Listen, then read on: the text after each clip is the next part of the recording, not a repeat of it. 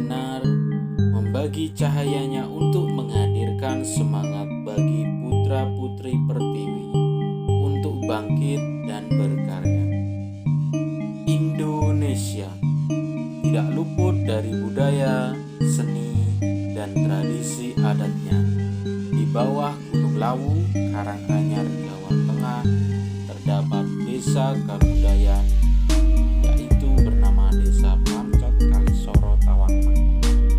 Di kesempatan kali ini, saya akan mengenal lebih dalam tentang asal-usul desa kabudayan beserta keseniannya dan keindahan alam yang tersembunyi di desa kabudayan.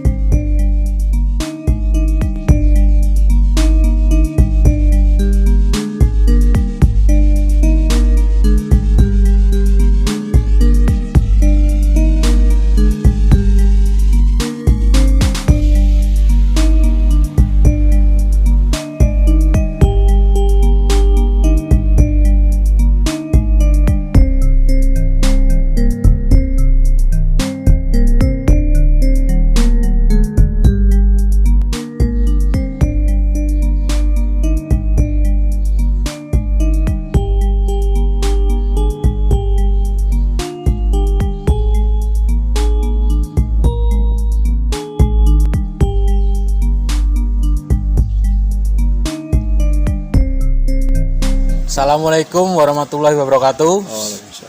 Salam Rahayu bersama kami Project Rambopis Media. Dan kali ini di episode kedua saya sebagai wawancara di Project Rambopis. Kali ini kita akan berbicara tentang kebudayaan di desa Kabudayan, yaitu di desa Pancot Kalisoro Tawangmangu. Dan kali ini saya tidak sendiri, dan kali ini saya ditemani satu tokoh masyarakat serta dalang, dan akan membahas suatu kebudayaan. Mungkin Bapak sendiri boleh memperkenalkan diri serta menyapa teman-teman di Rambopis. Salam budaya dari teman-teman Rambopis Project. Saya nama Pak Sulardianto, yang di lingkungan Pancot, Kelurahan Kalisoro, Kecamatan Tawangmangu, Kabupaten Karanganyar ini adalah tokoh masyarakat di desa Pancot ini. Nah, kali ini kita membahas suatu budaya, Bapak. Ya. Budaya di desa Pancot sendiri. Nah, sebelum membahas suatu budaya, apa sih definisi budaya menurut Bapak Sulardianto sendiri? Ya. Kebudayaan itu menurut saya adalah perasan dari akal dan budi manusia yang di sana terkandung sebuah nilai-nilai kebaikan. Jadi kalau perasan akal budi manusia tapi di sana tidak ada tersampaikan pesan-pesan kebaikan, namanya juga bukan kebudayaan. Jadi menurut saya kebudayaan adalah perasan dari akal budi manusia yang menghasilkan sebuah karya yang mengandung nilai-nilai kebaikan. Itu adalah kebudayaan. Nah, budaya di desa Pancot sendiri,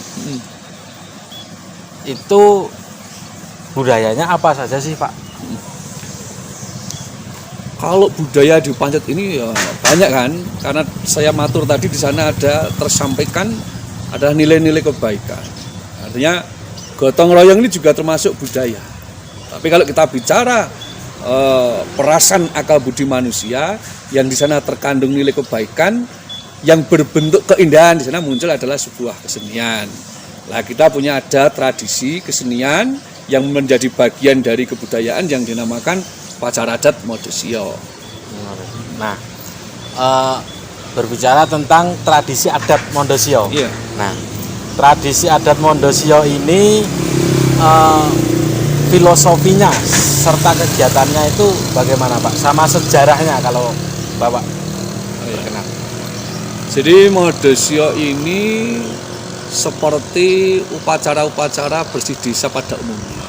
Jadi modesio adalah diperingati sebagai peringatan hari lahirnya Dusun Pancet ini. Nah, jadi Dusun Pancet ini lahir pada hari Selasa Kliwon, wukunya modesio di dalam penghitungan penanggalan. Nah, ceritanya atau sejarahnya begini. Jadi konon pada waktu dulu Pancet ini di bawah kekuasaan Raja Medang Kamulyan. Rajanya bernama Prabu Boko. Konon Kerajaan Medang Kamulyan ini adalah negara yang damai, tentram, aman, gemah ripah loh jinawi yang dipimpin oleh Prabu Boko ini. Nah, suatu saat ini negara menjadi tidak tenang, masyarakatnya resah, menjadi sebuah desa yang tidak kondusif lah kalau bahasa sekarang. Nah, ini berawal begini. Jadi pada suatu ketika embahnya Prabu Boko ini yang dia punya tugas atau punya pekerjaan untuk menyiapkan hidangan Prabu Boko, pada suatu saat dia memasak. Nah, jari kelingkingnya ini tersayat peso sehingga darah dan dagingnya masuk di dalam masakan Prabu Boko ini. Setelah makanan ini disajikan pada Prabu Boko, wah terkejut Prabu Boko ini. Loh, Biung Ban, ini masakan hari ini kok berbeda dengan hari-hari biasanya. Masakannya lebih lezat, lebih enak, dan lain sebagainya. Nah, ini membuat si Mban ini menjadi takut kan begitu. Takut. Akhirnya setelah ditanya, Mban ini matur pada sang raja. Mohon maaf Gusti, pada waktu saya menyiapkan hidangan untuk sang Prabu, mohon maaf ini jari kelingking saya ini tersayat peso sehingga darahnya dan dagingnya sedikit ini masuk di dalam masakan Prabu Boko ini, sang Prabu ini. Lah, dari itulah terinspirasi Prabu Boko ini menjadi manusia yang kanibal. Jadi terinspirasi menjadi manusia kanibal. Dia membayangkan kalau yang sedikit darah, sedikit daging ini masuk di dalam masakan ini menjadi masakan begitu lezat. Bagaimana seandainya saya ini makan daging manusia kan begitu. Iya. Lah dari situ akhirnya Prabu Boko ini dari raja yang baik, dari raja yang bagus mengayomi rakyatnya, ini berubah menjadi raja yang kanibal. Bahkan di sana ada sebuah peraturan, ada satu peraturan bahwa setiap hari Selasa Kliwon ini warga di Kerajaan Medang Kamulyan ini harus menyediakan satu upeti manusia yang harus diberikan kepada Prabu Boko setiap hari Selasa Kliwon. Dan begitu. Nah, kondisi yang tenang, kondisi yang damai ini menjadikan masyarakat ini menjadi resah. Jadi masyarakat ini menjadi tidak tenang, masyarakat ini menjadi gelisah. Karena entah kapan waktunya nanti keluarga ini pasti akan mendapatkan giliran untuk memberikan upeti manusia ini kepada Prabu Boko. Nah, konon suatu cerita, suatu saat di sana ada Mbok Rondo Dadapan. Mbok Rondo Dadapan ini hari Selasa Kliwon yang akan datang ini anaknya harus disajikan menjadi tumbalnya Prabu Boko. Nih, wah dia nangis, malam nangis, pagi nangis, siang nangis. Karena menurut cerita ada pertapa muda dari pertapan Pringgondani namanya Putu Tetuko. Ini turun. Nah setiap dia lewat di rumahnya Mbok Rondo Dadapan ini kok nangis terus. Ini ada apa? Akhirnya dia mampir rumahnya Mbok Rondo Dadapan. Terus tanya sama Mbok Rondo Dadapan, Mbok Rondo ini ada apa? Setiap saya lewat di depan rumahnya Mbok Rondo ini kok ada selalu nangis. Nah, Mbok Rondo bilang pada Putu Tetuko, begini Gusti, bahwa Prabu Boko itu setiap hari Selasa Kliwon minta upeti manusia. Lah, Selasa Kliwon yang akan datang ini adalah giliran saya, padahal ini anak saya ini satu-satunya. Besok hari Selasa Kliwon ini harus diserahkan pada Prabu Boko. Oh kalau begitu begini Mbok Rondo, ini anaknya Mbok Rondo tidak usah diberikan kepada Prabu Boko, nanti sebagai gantinya saya, sebagai ganti anaknya Mbok Rondo Dadapan. Nah, akhirnya hari Selasa Kliwon yang sudah disepakati ini, anaknya Mbok Rondo ini diajak, kalau sekarang ini di Punden Bali Patokan ini dibawa ke sana. Ya, karena akhirnya terjadi peperangan karena Putu Tetuko ini sakti, Prabu Boko ini juga sakti. Di sana terjadi pertempuran antara Prabu Boko dengan Putu Tetuko. diantem tidak apa-apa, ditendang nggak apa-apa, bahkan disembelih pun tidak apa-apa karena saktinya. Akhirnya karena Prabu Boko ini jengkel, udah Tutuko ini dimakan juga tidak mati. Oleh sampai di perut Prabu Boko juga tidak mati. Nah, di sana terjadi pergolakan yang luar biasa. Akhirnya Tutuko ini disebel itu, gitu. Nah, karena disebelnya ini sampai di pantai selatan, gitu. Akhirnya Tutuko masih kembali melanjutkan pertempuran, tapi dari pantai selatan ini sudah membawa namanya batu gila. Itu sebagai pusakanya Tutuko. Terjadi pertempuran hebat masih berlangsung. Lah akhirnya di sanalah Prabu Boko mati. Lah matinya gugurnya Prabu Boko ini karena kepalanya ini dibentuske. Apa ya jenenge ya? Oh, dibentuske batu gilang. Des gitu. Terus kepalanya dipancat pakai kaki. Pancat gitu.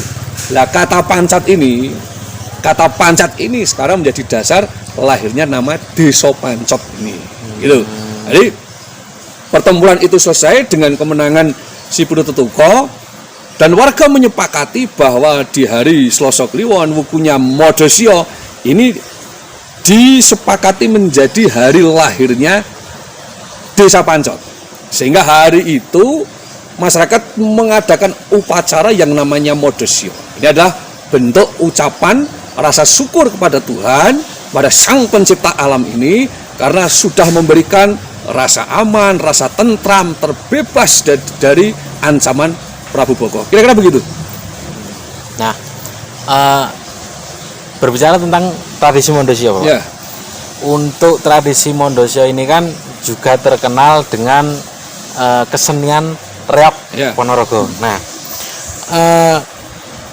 reok Ponorogo ini apakah ada kaitannya dengan tradisi Mondosio ini, Pak? Ya. Sebelum kita ke reok, ada yang lupa ya tadi ya. Jadi setelah Prabu Boko ini mati, ini konon menurut cerita kepalanya ini pecah. Ini menjadi Gunung Kapur yang sekarang di daerah Bandar Dawung. Nah, terus gigi taringnya Prabu Boko ini menjadi bibit bawang putih. Makanya bawang putih yang kita punyai saat ini dengan nama varietas Tawangmangu Baru ini adalah bawang yang masih menjadi bawang terbagus di Indonesia. Dan ini menjadi komoditas utama warga masyarakat Pancot ini. Nah, kita kembali kepada tentang reok Ponorogo. Jadi Modosio ini pada awalnya nggak ada, reoknya itu nggak ada. Jadi Modosio ya berjalan sesuai dengan alur Modosio. Gitu. Jadi reok ini adalah acara tambahan atau hiburan yang disisipkan di tengah-tengah acara prosesi Modosio. Konon pada waktu itu ada namanya Mbah Martodiran, ada namanya Mbah Karso Temon. Beliau berdua ini orang yang cukup berpengaruh dan cukup kaya lah untuk ukuran di desa kita. Mbah Martodiran ini membeli seperangkat reok, Mbah Karso Temon juga membeli seperangkat reok. Akhirnya mungkin beliau berdua ini sepakat. Setiap Modosio ini dikunjungi banyak tamu dari luar daerah, dari mana datang di sini. Akhirnya reok ini disuguhkan di setiap acara Modosio, sehingga ada kesan bahwa Modosio ini merasa kurang lengkap kalau nggak ada reok, kan begitu. Jadi ini hanya acara tambahan saja. Sebenarnya di proses ini tidak ada. Gitu. Oh begitu. Kira-kira ya, Pak. Ya. Kira-kira nanti saya bersama teman-teman bisa mengunjungi sesepuh yang ada di sini untuk melihat penyimpanan reok. Oh bisa. Jadi kita punya beberapa kelompok reok. Nanti kalau teman-teman dari Project Peace ini mau ke tempat reok, di sini kan kalau boleh tahu reok yang bernama reok Singo Pancot Mulya itu yang terkenal di sini kan tradisi, Pak. Nah, untuk kopi dan arti sendiri dari reok Singo Pancot Mulya itu gimana sih, Pak, kira-kira? kita punya 3 reok. Ini ada reok namanya Singo Gilang, ada namanya reok Bimbong Lawu, ada nama kelompok reok Singo Pancot. Batu Gilang ini juga terinspirasi tentang adanya batu gilang. itu sebagai yang untuk membunuh Abu Bakar. Terus Singo Gembong Lawu, ada Gembong Lawu, kelompoknya Gembong Lawu itu juga terinspirasi karena Pancat ini di bawah kaki Gunung Lawu. Tentang Singo Pancat Mulyo ini, ya Singo itu kan reok. Pancat ini desa kita, Pancat itu ya mungkin Pancat ini ya. Mulyo adalah harapan. Jadi harapannya ya kelompok reok Singo Pancat Mulyo ini punya harapan reok yang ada di Pancat ini itu mendapatkan sebuah kemuliaan, mendapatkan sebuah keberkahan. Jadi hanya cita-cita saja untuk hidup kebaikan. Begitu. Nah, ini menurut Bapak Sulardianto sendiri, seberapa penting peranan generasi muda atau pemuda-pemuda untuk melestarikan suatu kebudayaan atau kesenian Kan? Jadi pemuda ini adalah penyambung pelestari budaya dan adat yang baru. Nah, kita mengharapkan di dalam masalah Modusio ini pemuda harus bisa ambil peran secara aktif. Karena yang tua-tua ini pasti suatu saat mereka akan istirahat, akan lelah, pikirannya, badannya akan lelah. Nah, ini adalah giliran teman-teman yang masih muda ini untuk mengambil peran terhadap menjaga keberlangsungan masyarakat Modusio. Jadi mereka perlu tahu, mereka perlu menguasai, mereka perlu mendalami tentang Modusio ini. Sehingga kalau teman-teman pemuda ini masih diharapkan untuk mengetahui dan paham bagaimana ngopeni atau mengelola Modusio, insya Allah nanti ke depan Modusio akan status kita masuk. Nah, ini kan Bapak sendiri juga seorang dalang. Menurut Bapak sendiri sebagai seorang dalang serta tokoh masyarakat di sini, tokoh dalam pewayangan yang bisa ditiru untuk para pemuda ini agar tidak kuliah dari dirinya, tetap kokoh dari dirinya sebagai pemuda yang berbudaya, terus berbineka serta beragama. Itu menurut Bapak sendiri itu tokoh dalam pewayangan itu seperti tokoh apa? Ya, banyak. Jadi kalau tokoh-tokoh anak muda yang menginspirasi tentang kebangsaan, menginspirasi tentang persatuan dan lain sebagainya banyak, seperti tokoh anak Pandawa ini, ada Koco, ada Wisanggeni, ada Ontoseno, adalah tokoh-tokoh muda yang begitu energik bagaimana dia itu akan membangun sebuah karakter kebangsaan. Tapi saya sebagai dalang, mohon maaf, saya tetap mengidolakan Semar.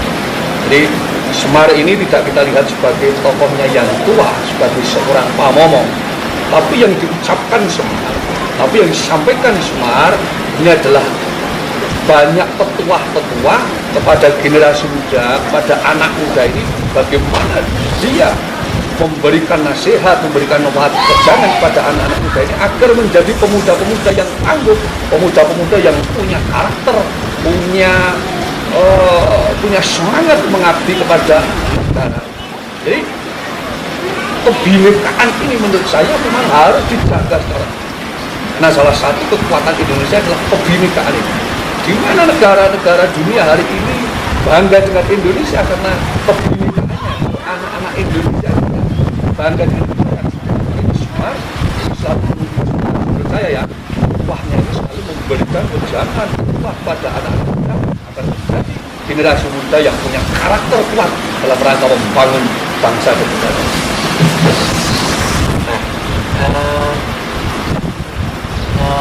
Jika berkenan ya Pak, kita berada di akhir podcast serta proyek kali ini.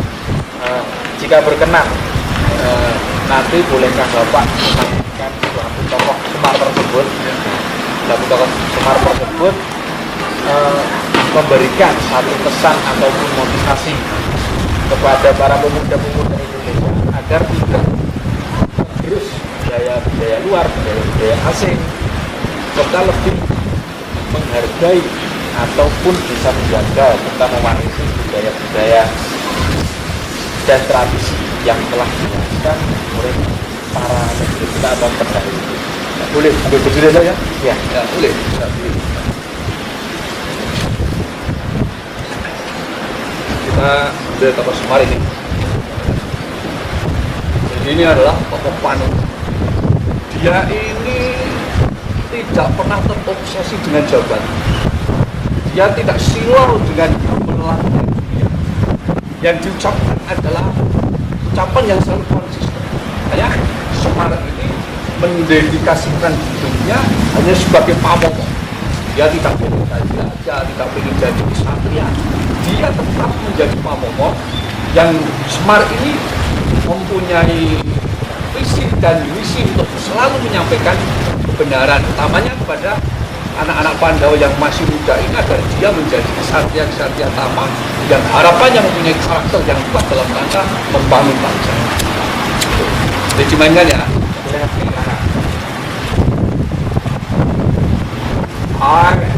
Ai, belegek satu lito dorong kula anak-anak Pandhawa, dorong Arja, dorong Asena, dorong Gatut, dorong Abimanyu, dorong Wisanggeni. Sampeyan iku dadi satriya pandhita basa. Kedai sampeyan iku kudu kena dadi patuladan, kudu iso dadi murid. Sebab pinjem menika tampuk pemerintahan negara niki bantu mengser teng sampeyan. Nek kemudian sampeyan itu benjing sampun mengser, anjenipun lebih baik apa sampeyan itu sing diajar kan sampeyan sing batek kelabuhan pulau-pulau beli. Ojo ngerti sampeyan itu urip niku mung kawengku dening nafsu. Ning urip niku bisa ngendhaleni nafsu. Wong niku nek uripe dikendhaleni karo nafsu, niki mengke kaya-kayane jagat iki ajeng dempel. Duwe siji pengen tambah siji, wis duwe loro pengen dadi telu, duwe telu pengen dadi papat. Nek nafsu niku ora dikendhaleni, niku mengke bakal ngorak-arik tatanan. Lho sampeyan dadi satriya muda kudu iso ngendhaleni nafsu. Aja urip niku diwengku nafsu, ning urip niku kudu iso ngendhaleni nafsu. Kersane sampeyan kuat jati dirine, kersane sampeyan tetep bakuh jati dirine. Anggenipun benjing ngudhekake tenaga pikiran kangge makmuring negara niki. Ngaten nggih. ya. Itulah tadi akhir podcast sama proyek kali ini bersama Rambubis.